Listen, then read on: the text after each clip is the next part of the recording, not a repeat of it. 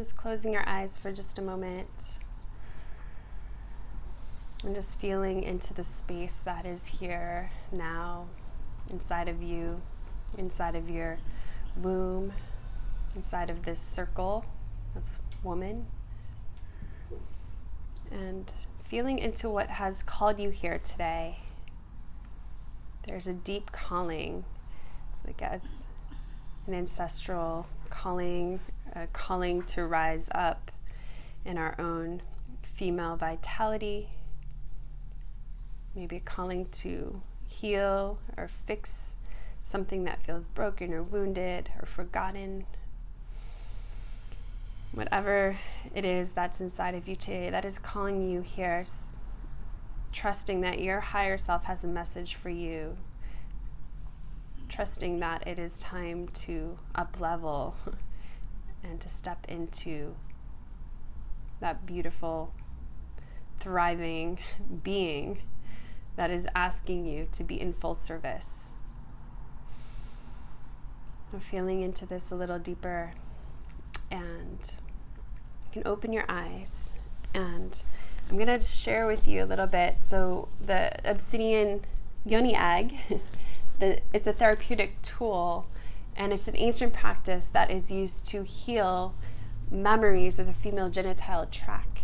The way that it works, there's a lot of ways that it works that I'm going to go over in the next hour or so, but it has been known to alleviate female reproductive imbalances, everything from cysts to infections to fibroids, herpes, menstrual pain.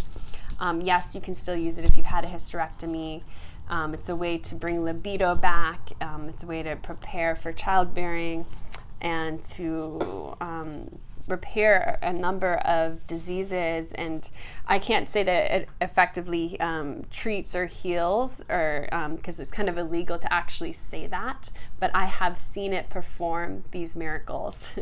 And it's because of that I feel it's important to just share with you a little bit about this tool. So you have the energy, you have the obsidian, and then you have the form that it takes in the obsidian egg, and then also the attributes, the psychoenergetic attributes, and the way that it works when it's inside of the vagina. And we're going to talk about all of that, so just know that there'll be time. You might have questions. I'm going to take them more towards the end. And just know that also, as I'm speaking to you about all these different topics today, different things are going to come up. It could be emotionally, could be physically even. Sometimes I get different ringings. And just take it like one step at a time. What feels important to say, just as like a preliminary, is that for so long our tools have been taken from us as women. Like, we have been like raped of what we know. You know, our ancestors have had like, you know, their medicines taken from them, whether it's the stones or the herbal medicines or the brews or the scriptures, the codices, you know, these were burned, you know, and we were burned at stakes. And so it's a time when we are reclaiming these tools, you know, female power. There's a feminine uprising on our planet right now, and it's been, you know, called so many different things by so many different cultures, but this is what's happening, where the tools are being returned to us. What that means is, I believe, because each and every one of you here are like medicine women in your own right, like we are all carrying our little bundles around, right? Like, they have our tools, and this is one of them.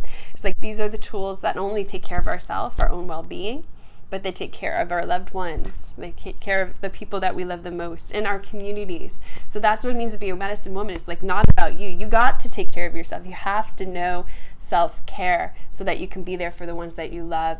And then, you know, continually the circle grows from that place on. So we're not only doing it for ourselves, but we're doing it for those who walked before us, you know, our ancestors and those future generations. A lot of you have children, and you don't want to pass on these patterns to your children. You want to pass on tools and techniques and ways that they can take care of themselves, even in this day and age with all of the, you know, xenoestrogens and toxic environmental things and psychic things that we need for protection, and all these things that are trying to harm us, you know, the ways that we're living and exposed to modern culture and society, these ways that have been keeping us sick as women, rocked down in patriarchal paradigms, there are still ways out of it.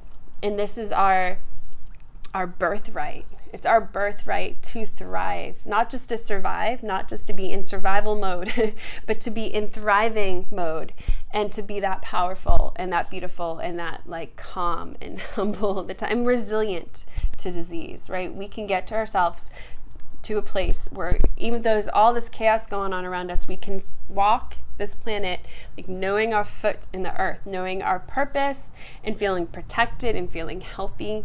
And so the paradigm that I want to break here, it's not just about the obsidian egg, although the obsidian, yes, is powerful. It comes from the center of the earth, the core of the earth. It's a volcanic stone. And as it erupts to the surface of the earth, it erupts our dormant energy, our dormant blocked energy memories that we haven't been able to see, and really for many lifetimes now.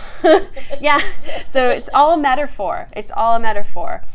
And there's logistics and there's scientific facts to how and why this can work. And it might not be for everybody. There are contraindications. So, but I'm talking about something bigger. I'm talking about taking a stand for your health and vitality in every way that you possibly could imagine, not just with like this one tool. We have to have many tools. We have to have, our nettles for this, and our mugwort for that, and our protection stone for this, and our, whatever sword of truth. So all of us have different tools and medicines, and we do need to guard and protect them, and we need to reclaim them as the time we're reclaiming just the knowledge of the lunar cycle, of like working with the lunar cycle and understanding our hormones, can move with it and not against it every month, and you can get a lot more success and money and, pleasure in your life by understanding the cycles that we forgot. We forgot the cycles because we started living in houses and having artificial lights and technology and, pressures on us. So it's a bigger topic. And what I'm doing today, I'm taking a stand for each and every one of you to not only like boldly stand in your truth, because this is a stone of truth, a practice of truth, is standing your truth and make the decisions that you need to make about your body and your livelihood, and do that through educating and empowering and knowing that it's not easy, but we have to stand together, and we don't need to do this alone anymore. That's like an old paradigm. The old paradigm is like we have to do it all by ourselves, wash the dishes, feed the kids, the laundry, the bills, everything, and then like be isolated. Women used to do this together in tribe. Not only did we menstruate together, but we used to always live and work and raise children together.